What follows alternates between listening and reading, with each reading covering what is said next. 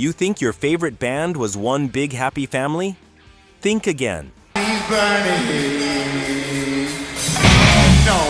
Because behind some of the most legendary songs ever recorded were knife wounds, stolen royalties, secret recording sessions, betrayals so cold they never fully healed.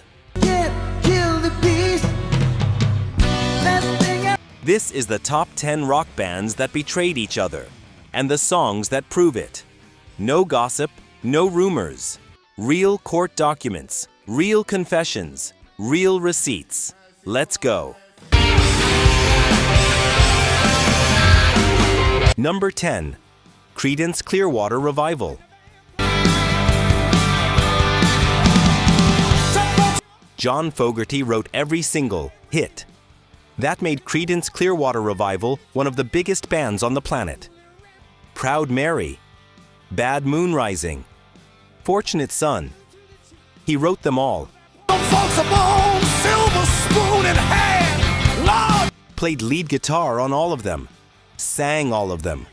And then he signed a contract with Fantasy Records that quietly signed away the publishing rights to every one of those songs. The label's owner, Saul Zaentz, became a millionaire off Fogerty's work. And Fogerty, he couldn't even perform his own songs live without putting money in Zaentz's pocket. But here's where the betrayal gets personal.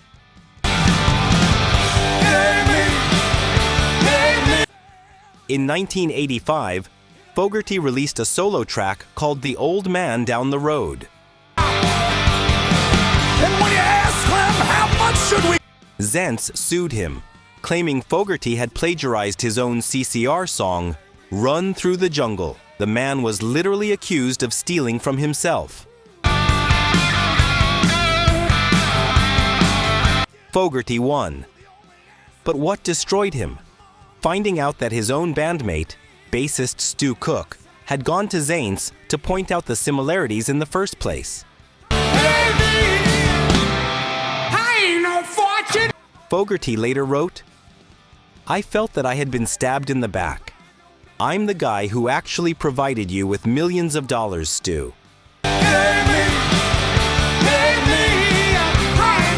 It took Fogerty over 50 years to finally buy back the publishing rights to his own songs. 50 years. So the next time Fortunate Son comes on and that guitar riff hits, remember, the man who wrote it spent half a century fighting just to own it again. Number 9. The Smiths. The Smiths were one of the most important bands of the 1980s. 4 lads from Manchester who changed indie rock forever. Morrissey was the brooding poet. Johnny Marr was the guitar genius. And Mike Joyce? He was the drummer holding the whole thing together, including on one of the most iconic songs of the decade, How Soon Is Now. That tremolo guitar, that relentless groove, that wall of sound. Here's what Mike Joyce didn't know while he was playing it. Morrissey and Marr were each quietly pocketing 40% of the royalties. Joyce and bassist Andy Rourke, 10% each. Nobody told them. Nobody asked.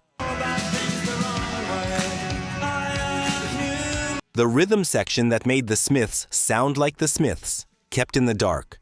When Joyce finally found out and took the case to London's High Court in 1996, the judge's words were brutal. Morrissey was described as devious, truculent, and unreliable. Marr, willing to embroider evidence. Joyce won. He received £1 million in back pay and a 25% royalty share going forward. Morrissey's response? He wrote a song called Sorrow Will Come in the End, and it had to be deleted from every UK and Irish pressing of the album. The lyrics were considered too threatening to print. Joyce has not spoken to Morrissey in over 30 years, and he says he's fine with that. Number 8. Fleetwood Mac. Every member of Fleetwood Mac was sleeping with someone they shouldn't have been. In 1976, when they sat down to record the Rumours album, Stevie Nicks and Lindsey Buckingham had just broken up. Christine McVie and bassist John McVie were in the middle of a divorce. Drummer Mick Fleetwood was also divorcing, and reportedly having an affair with Stevie Nicks. They were recording an album while their entire personal lives were on fire. The result? Rumours. One of the best-selling albums in history. Over 45 million copies sold. And right in the middle of it all, one song. The Chain. The only track on the entire album credited to all 5 band members. A song literally stitched together from rejected scraps of music each of them had separately abandoned. Christine brought a half-finished song. Lindsey recycled an old guitar riff. Stevie donated lyrics she'd written for a completely different track. The line, "If you don't love me now, you will never love me again." And somehow, out of all that chaos, all that heartbreak, all that betrayal, they made something timeless. But the chain didn't hold forever. In 2018, Lindsey Buckingham was fired.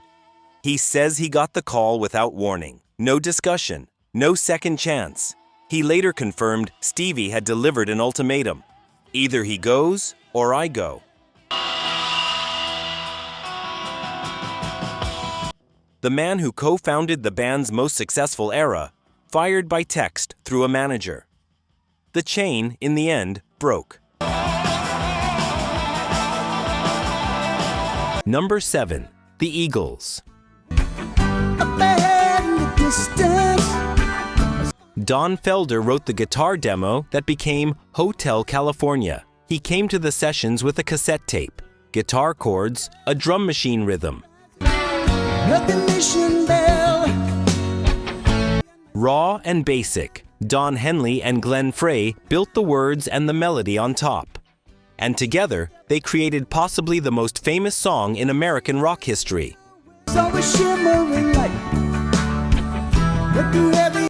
But the credit, the royalties, the power, that stayed with Henley and Frey.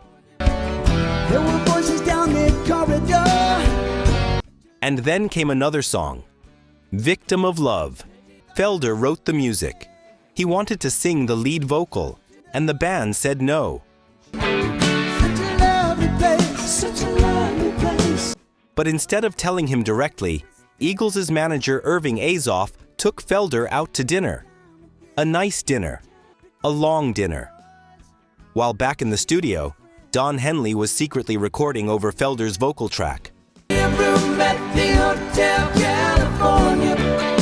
When Felder found out, he said it was a bitter pill to swallow.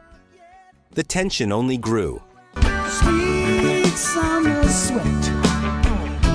By 1980, at a benefit concert in Long Beach, Frey and Felder were threatening to kill each other on stage, mics still on. The Eagles broke up that night. Felder was eventually fired from the reunited Eagles in 2001. He sued. He wrote a tell-all book. He went to war. And that classic guitar intro you hear every time Hotel California plays on the radio? That was the man they wined and dined so they could erase him without a fight. Number 6. The Police. It is the most recognizable song the Police ever recorded. Every breath you take, 8 weeks at #1 in the United States in 1983. 2 Grammy Awards. Nearly 3 billion streams on Spotify. Sting earns approximately $740,000 per year from that single song alone. Andy Summers and Stewart Copeland have received 0. In 2025, Summers and Copeland filed a lawsuit in London's High Court alleging they were never given songwriting credit on the track and never received royalties for their contributions. Here's what the lawsuit says. Back in 1977, the band had an oral agreement to share income. Later, written contracts allegedly formalized an arrangement where Sting, as chief songwriter, would share a percentage with the other two as an arranger's fee.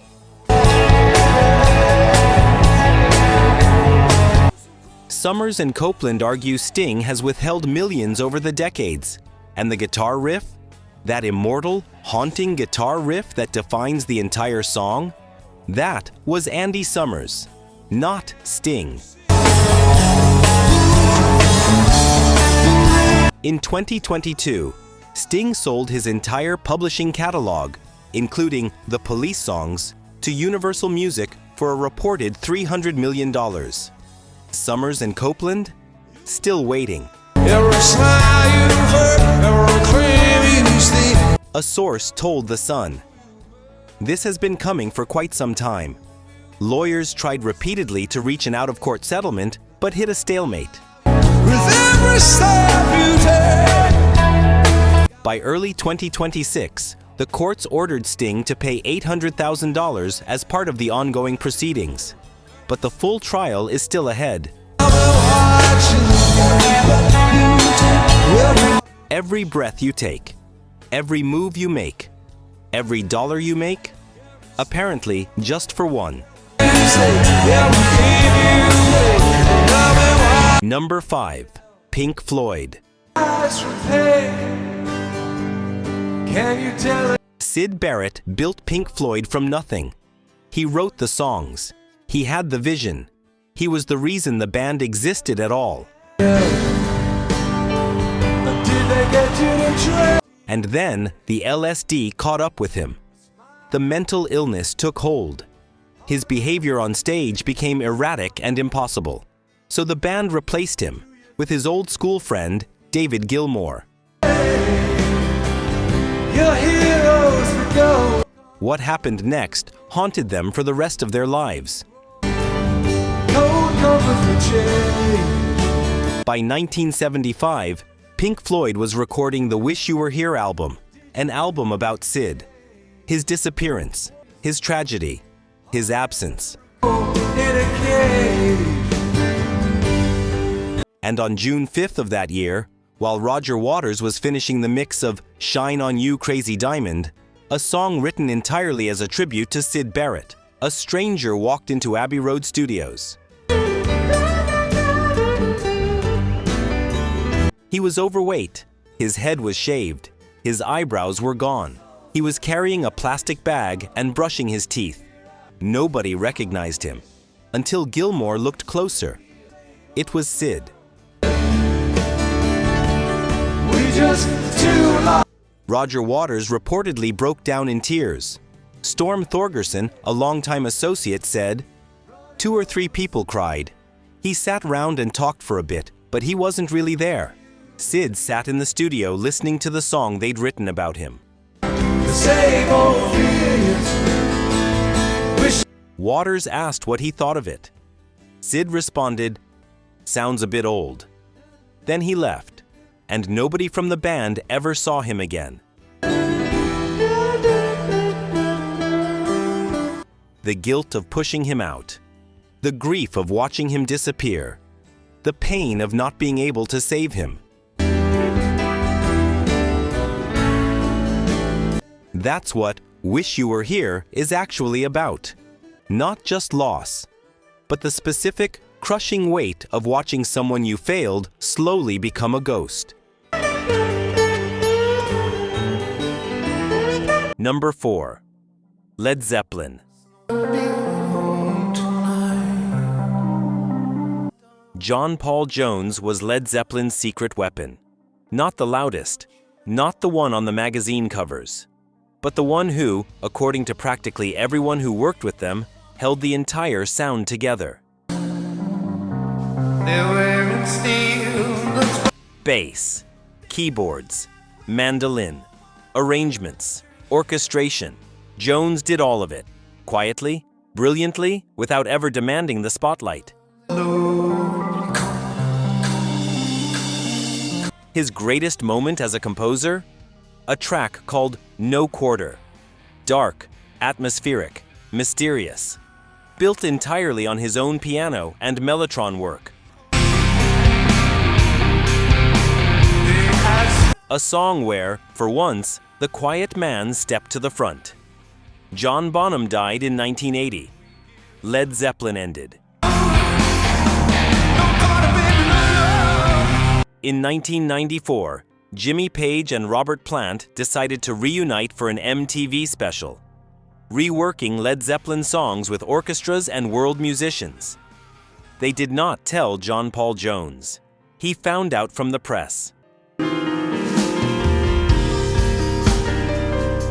When reporters called to ask him about the project called No Quarter, Jimmy Page and Robert Plant Unleaded, named after his song, Jones was blindsided. He later told Classic Rock magazine, "I never really understood why they did what they did."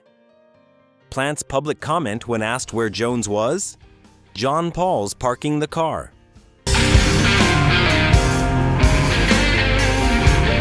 At the 1995 Rock and Roll Hall of Fame induction ceremony, Jones accepted his award and delivered one of the most quietly devastating lines in rock history.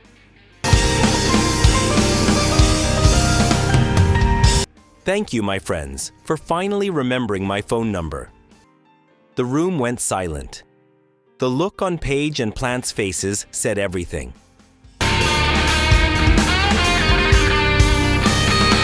Jones eventually buried the hatchet. He joined the 2007 reunion concert at London's O2 Arena, one of the greatest rock performances ever staged. But those three words, "my phone number," never forgotten. Number 3, The Beach Boys. Brian Wilson was a genius. While the Beatles were conquering the world with Beatlemania, Brian Wilson was sitting alone in his California home, crafting some of the most sophisticated pop music ever recorded. Pet sounds, good vibrations, sounds so complex, so layered, the musicians who played on them couldn't always figure out what they were supposed to be doing. Good Vibrations alone took 17 recording sessions, over 90 hours of tape, and cost the equivalent of nearly $800,000 in today's money. For a single. But the words? The lyrics? On song after song, that was Cousin Mike Love.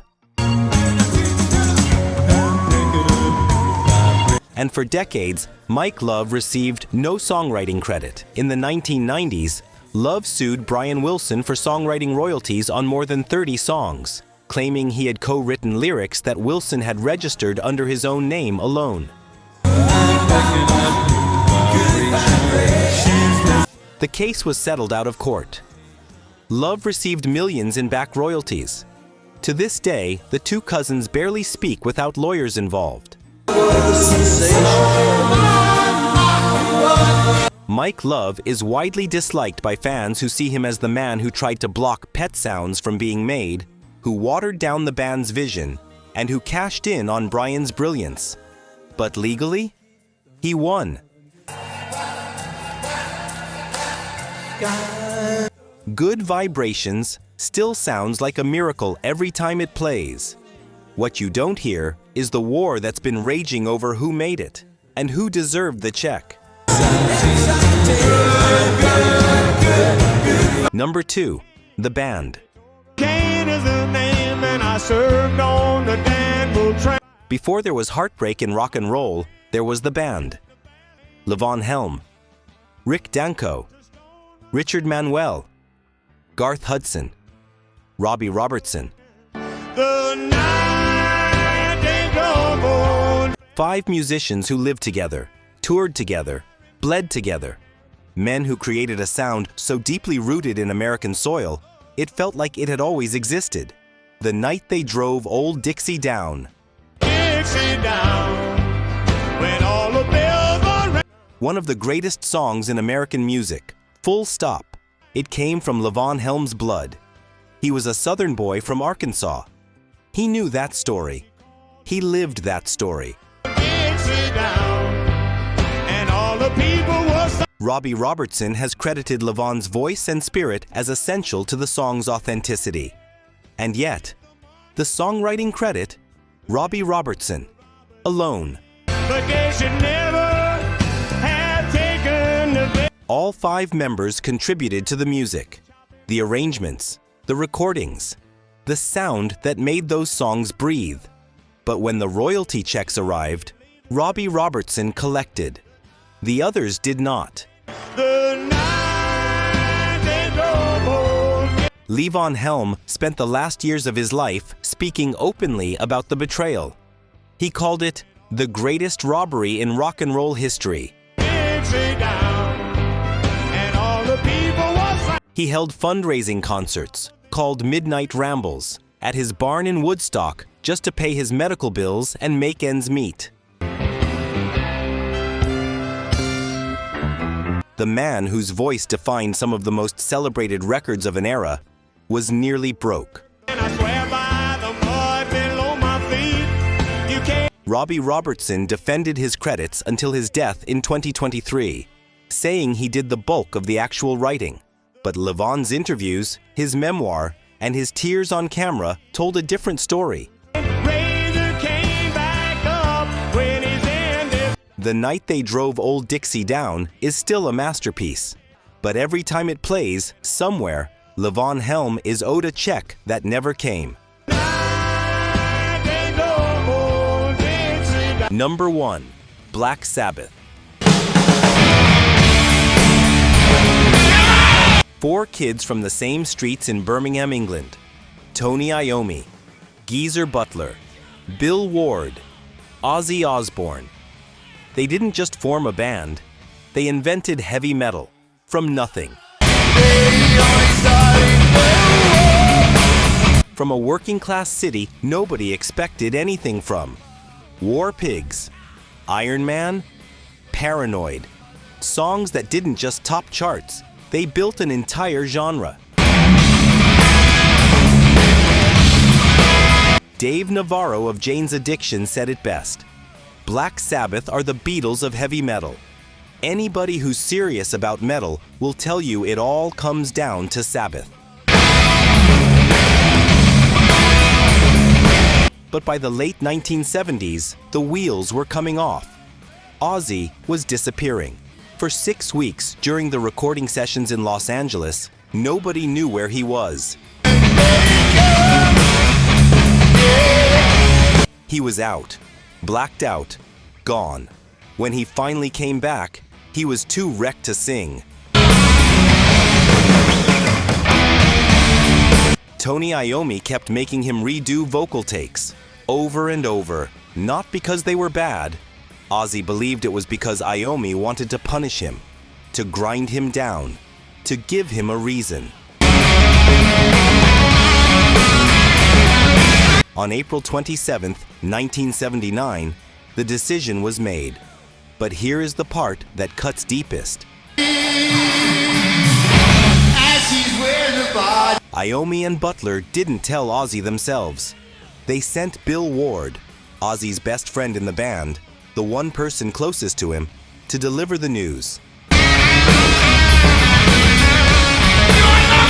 Ozzy wrote in his memoir, "I Am Ozzy. We were 4 blokes from the same town who'd grown up together a few streets apart. We were like a family. like brothers.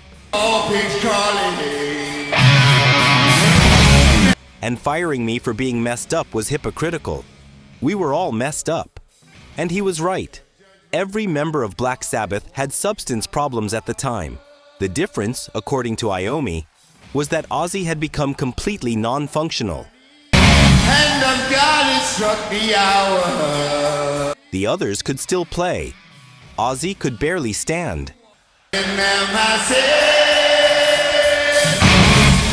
Geezer Butler later called the firing heartbreaking. He said, "It's like cutting your arm off." Body burning.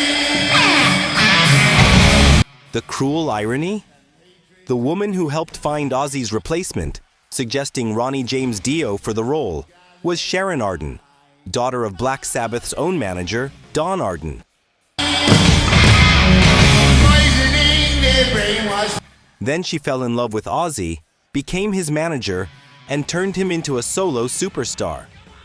The same woman who helped push him out saved him. Ozzy went on to sell tens of millions of records solo. He outlived the humiliation. He outlived the betrayal. He even reunited with Sabbath multiple times. The last show being July 2025 in their hometown of Birmingham, just weeks before Ozzy passed away at age 76. War Pigs still hits like a freight train. And every time it does, remember, the man who sang it was fired by his brothers, given the news by his best friend, and told the world about it in a book called I Am Ozzy. He was. He always was.